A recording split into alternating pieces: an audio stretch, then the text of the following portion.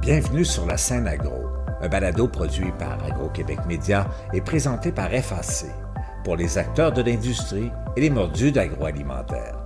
Nous partageons l'actualité, des entrevues exclusives, des dossiers, portraits d'entreprises et plusieurs sujets liés à ce secteur représentant un véritable moteur pour l'économie du Québec. Bonne écoute. Ici Lionel Levac. L'inventaire des ressources comestibles du fleuve et du golfe Saint-Laurent est très étendu, mais reste méconnu des consommateurs. Pour faire goûter et apprécier les poissons, mollusques, crustacés et végétaux dont regorge ce milieu, il faut davantage de lieux et d'occasions de les offrir. Les chefs Jean Soulard et Frédéric Cyr estiment que la distribution de ces produits doit être améliorée, mais qu'il faut aussi continuer, dans la restauration québécoise, de les préparer et les servir pour que les Québécois prennent goût à des espèces et variétés nouvelles. Je me suis entretenu avec le chef Jean Soulard, anciennement du Château Frontenac, et Frédéric Cyr, l'actuel grand chef des cuisines de cet établissement. Voici mon reportage. Ce ne sont certainement pas Jean Soulard et Frédéric Cyr qui vont se faire tirer l'oreille pour préparer des produits du golfe Saint-Laurent. Ils en redemandent. À l'occasion du salon Fourchette Bleue, je me suis entretenu avec eux. Tout d'abord avec Jean Soulard, coprésident d'honneur de cet événement. Je suis, on pourrait dire, comme un poisson dans l'eau. Oui, parce qu'on parle de bouffe, on parle de nouvelles choses pour certains, on parle surtout de gens qui sont très courageux, de rentrer dans des filières qui sont très compliquées. Et c'est un peu mon argument. Autant dans les 20-25 dernières années, on a vu l'éclosion des produits du terroir qui sont principalement des produits maraîchers, des produits d'élevage, boréal. Mais entre vous et moi, là, les produits marins, là, ils ne sont jamais arrivés sur nos tables. Si on exclut une dizaine de produits qui sont le crabe, les crevettes, le homard, le saumon et puis la morue. Alors que le golfe ici est rempli de poissons qui sont là, qui sont en quantité suffisante et qui pourraient être consommés, mais jamais ils arrivent à nous. Et ça a été un des grands problèmes. Oui, le poisson, il est pêché, mais il fait le grand tour pour nous arriver. Et ça, c'est un désastre quelque part. Et ce salon, j'espère que c'est la petite graine qui va pousser très fort et qui, un jour, on pourra dire, oui, ça grandit. Et aujourd'hui, les poissons sont pêchés. Ils sont d'abord dans les poissonneries. On peut en manger même autour de la Gaspésie, ce qui n'est pas toujours le cas, même rarement le cas. Et bien sûr, on les aura dans nos villes et nos villages autour de Québec et Montréal. Il y a une certaine frilosité. C'est dû à quoi? Qu'est-ce qu'il faut faire pour que les gens aient accès à toute cette ressource-là, d'une part, mais aussi la goûtent et que les gens viennent l'offrir, cette ressource? D'abord, c'est plus facile de faire un gros contrat avec des gros distributeurs qui vont tout acheter. Si les produits du terroir ont été connus, c'est parce qu'on a eu la chance de les développer avec des maraîchers, on les connaît tous, là. Cette synergie s'est installée et les produits sont venus dans nos restaurants. Les gens sont venus les goûter dans les restaurants. Ils ont dit « Hey, c'est où on peut acheter ça ?» Et là, ça a été un engrenage qui s'est effectué et ça a fini qu'il y en a eu de plus en plus et maintenant, dans toutes nos épiceries, on peut les trouver. C'est un phénomène qui n'est pas arrivé. J'allais dire la facilité, peut-être pour le pêcheur, parce que c'est plus simple de dire « On vend tout ça à machin et puis on est correct, le prix est là », que de dire « Voilà, distribution ».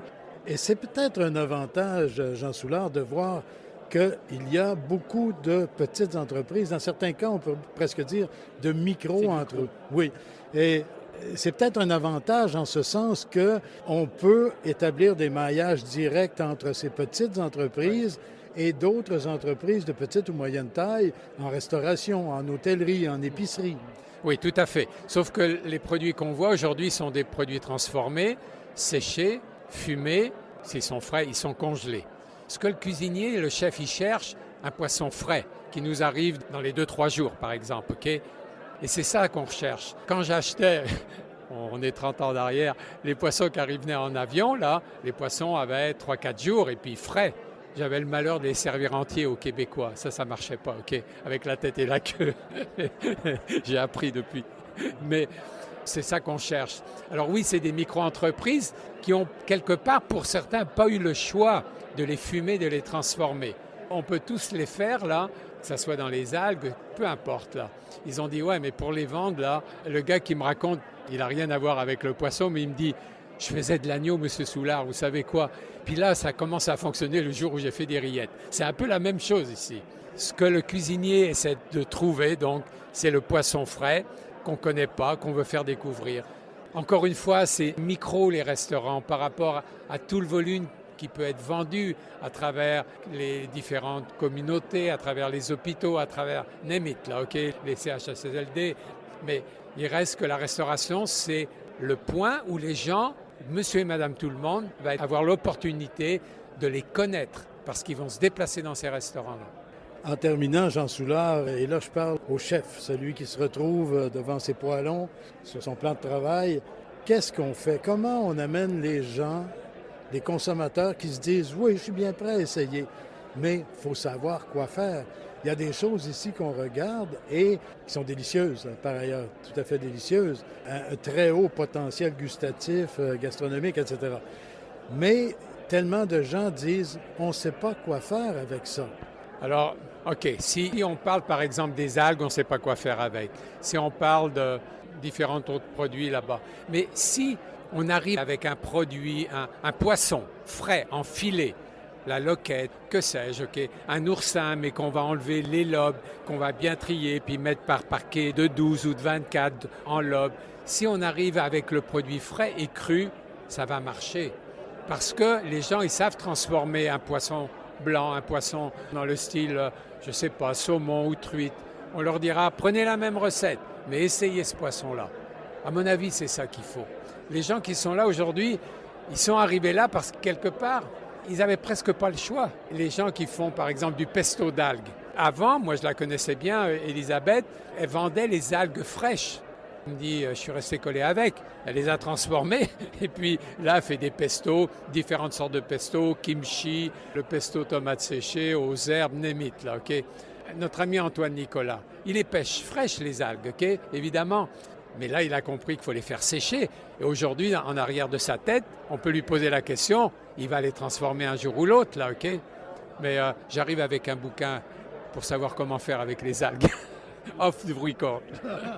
Effectivement, le livre qui s'en vient, signé Jean Soulard, c'est un outil de plus. Oui, parce qu'il faut une véritable synergie, là, que tout le monde s'y mette pour que, justement, éviter encore une fois que des ressources un peu marginales restent marginales et même soient abandonnées, d'une part, et éviter aussi que, pour des ressources un peu plus populaires, disons, tout parte d'un bout pour Boston, pour Tokyo, etc. Absolument. Vous avez défini parfaitement ce que ça doit être, OK? Moi, ce que je dis, c'est que, oui, c'est bon le homard, le crabe, les crevettes, les pétoncles, le saumon, la truite, la morue, c'est excellent. Le turbo, le vrai turbo, quand ils vont chercher le thon, OK, c'est magnifique. Mais il y a ça, et il y en a encore plus. Le thon, ils savent quoi faire maintenant avec. Ils savent quoi faire avec de la morue. Et si on leur apporte des poissons, j'allais dire équivalents dans la préparation, ils vont les acheter parce qu'ils les connaissent et sans doute peut-être même moins dispendieux. Et on pourrait demander à bien des gens dans une épicerie ou devant un comptoir de poissonnerie, qu'est-ce qu'une loquette? Ouais. C'est pas connu. Non, aucunement. J'allais dire, j'aime pas le mot éducation, mais c'est du temps qu'il faut pour arriver là. Moi, j'y crois. On a fait des pas de géants au Québec depuis 20 ans, depuis 25 ans. Des pas de géants. Ce que les Européens ont fait à partir de siècles. Nous, on a fait ça en 25 ans. On oublie ça. La nouvelle génération de cuisiniers, ils regardent tous les produits. Pour eux, c'est naturel. Il y a des chefs aujourd'hui qui font de l'excellent travail, qui attendent ça, qui sont prêts à ça. C'est clair pour moi. Merci Jean Soulard. Merci. Et celui qui lui a succédé au Château Frontenac il y a 9 ans maintenant, Frédéric Cyr, a aussi tissé des liens étroits avec les gens des terroirs et des ressources halieutiques. Frédéric Cyr, vous êtes reconnu, et d'ailleurs, même des pêcheurs le mentionnaient tout à l'heure, vous êtes reconnu comme étant quelqu'un qui offre une bonne collaboration à des groupes de pêcheurs, à des gens qui viennent vous offrir des choses, des produits de la mer. On est ici à Fourchette Bleue. Comment vous voyez un événement comme celui-là? Pour faire un petit parallèle assez simple, je trouve que Fourchette Bleue, on connaît le Fourchette Bleu qui cherche à développer les produits de la mer, puis tous ces petits produits-là qui sont pas vendus chez nous, tout ça, parce que il y a quand même beaucoup de gros produits, le crabe, la crevette, qui sont des produits majeurs, qu'on peut facilement avoir en connaissant la provenance, puis qu'ils ont des longues saisons, mais ils ont une transformation sur l'année, on est capable de les avoir de plusieurs manières. Ce qui est difficile ici, c'est un peu ce qu'on retrouve avec les petits producteurs maraîchers, les petits éleveurs de volailles ou ces choses-là. Ces gens-là, ils ont développé tout un marché qui a émergé tranquillement en collaboration avec des chefs, avec des petits commerces qui faisaient la transformation, des petits bouchers qui faisaient leurs choses. Puis, tous les gens qui ont des initiatives de la mer, comme c'est du méga business, puis qu'on a assez peu de petites initiatives auprès de ces gens-là, mais il n'y a pas un réseau direct. Il n'y a plus un réseau de vente sur le quai. Il n'y a plus un réseau de distributeurs locaux. Il n'y a plus ce réseau-là. Fait que tous les gens comme Océan de Saveurs qui va chercher des algues dans la mer, tous les gens qui travailleraient des espèces particulières qui pourraient redevenir de la pêche côtière, qui pourraient être des choses beaucoup plus en relation avec leur milieu directement, puis avec des gens qui exploitent des petites quantités petit à petit, puis qu'on soit capable jusqu'à temps qu'on atteigne une espèce de maturité dans l'entreprise, puis qu'ils soient transformés sur l'année. Il y a une petite période de pêche où on les met sur nos menus, puis ça apparaît nous c'est frais, mais il y a 12 mois dans l'année. Fait comment ces gens-là transforment ces produits-là pour qu'on les ait sur une période de l'année, puis tout ça. Puis là, ici, ce salon-là, je trouve que c'est exactement ça le but. À un moment donné, on est au village. On parle du Fermente le Château Frontenac, particulièrement, où vous êtes le grand chef. Ça vous prend quand même des approvisionnements d'un certain volume, là. Vous ne pouvez pas acheter, ou très peu, très rarement, une caissette. Ça vous prend plusieurs caissettes, là. Ouais. C'est vrai, c'est pas vrai, parce que le château, il est subdivisé en plusieurs choses. J'ai peut-être 50% dans l'entreprise qui fonctionne en banquet, où là, j'ai des volumes, puis quand on travaille avec ces menus-là, on a ce besoin-là. Mais j'ai quand même le restaurant Le Champlain, qui est un restaurant gastronomique, ou le Sam, qui est un bistrot, et qui, lui, pourrait justement avoir des arrivages saisonniers. Il peut avoir et a présentement des arrivages saisonniers. S'il y a une période, c'est telle chose, on en a plus. Après ça, on l'enlève, on passe à autre chose. Même chose pour le Champlain, parce que ce qu'on veut, c'est des produits de la meilleure qualité. Les produits de la meilleure qualité, c'est les produits les plus frais et les plus proches, en fait. Si c'était mieux structuré, si l'accès était plus facile, si les pêcheurs, les cueilleurs, etc., des produits marins du Saint-Laurent et du Golfe étaient un peu mieux structurés dans leur distribution, ça faciliterait beaucoup les choses pour eux et pour vous. Bien sûr, parce que l'avantage qu'on aurait, c'est qu'on serait capable de planifier nos saisons. Avec eux qui arrivent en saison, qu'est-ce qu'il va y avoir, qu'est-ce qu'on fait, est-ce qu'on va être capable d'en avoir en quantité, est-ce qu'on va être capable de le distribuer, est-ce qu'ils ont vendu à quelqu'un d'autre. Comme on le fait avec les petits éleveurs à qui on dit, OK, on va avoir vos produits sur notre menu pendant tant de temps, je vais avoir besoin d'une certaine quantité. Êtes-vous capable de m'épauler avec ça? Oui, il n'y a pas de problème, on va en partir un peu plus, on va faire telle chose, puis tout le monde s'ajuste. Mais ce langage-là, il est naturel parce qu'on a une relation.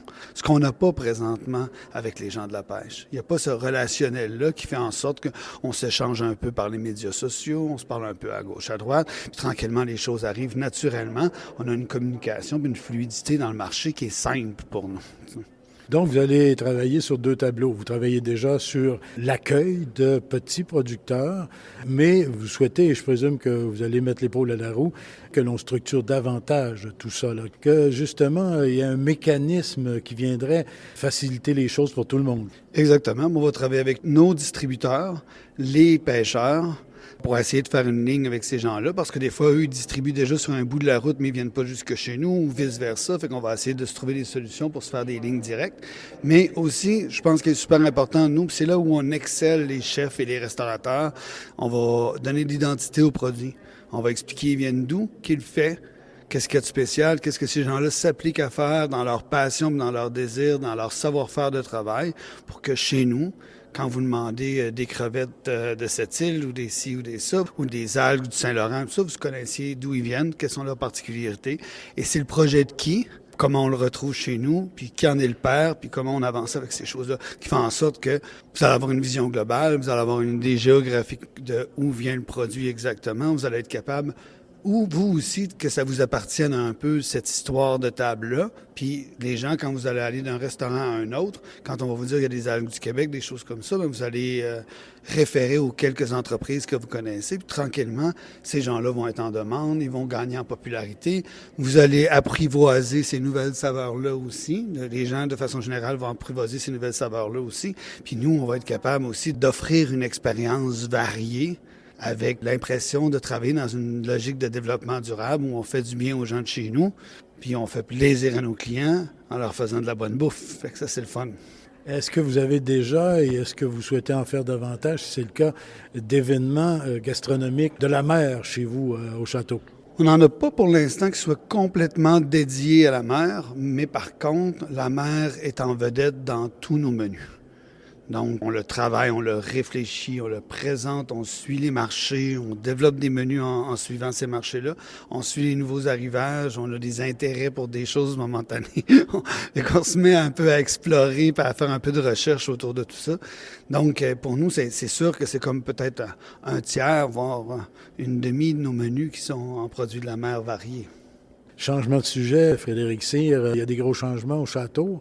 Vous venez d'engager un nouveau chef. Oui, on a un chef fantastique pour le restaurant de Champlain qui s'appelle Hugo Coudurier, qui était en Asie. Donc, c'est le fun parce qu'on a on n'a pas tout à fait le même passage, mais il revient d'Asie comme moi, j'arrivais d'Asie quand je suis arrivé au château. Il a travaillé beaucoup avec Guy Savoie, 3 macarons Michelin à Paris. Il a ouvert la brasserie de Guy Savoie à Las Vegas. C'est un mec fantastique, québécois, pendant 20 ans, parti en France faire ses études, parti dans le monde faire ses expériences. Il revient chez nous. Donc, on a beaucoup de chance. C'est vraiment quelqu'un de fantastique qui a beaucoup de belles choses à nous présenter. Et il y a des atomes crochus entre vous et lui. C'est fantastique. Super camarade de travail, ça fait un bien énorme. Donc, vous n'aurez pas de misère à le convaincre, lui non plus, d'utiliser davantage de produits de la mer. Ah, pas du tout, on en parlait déjà.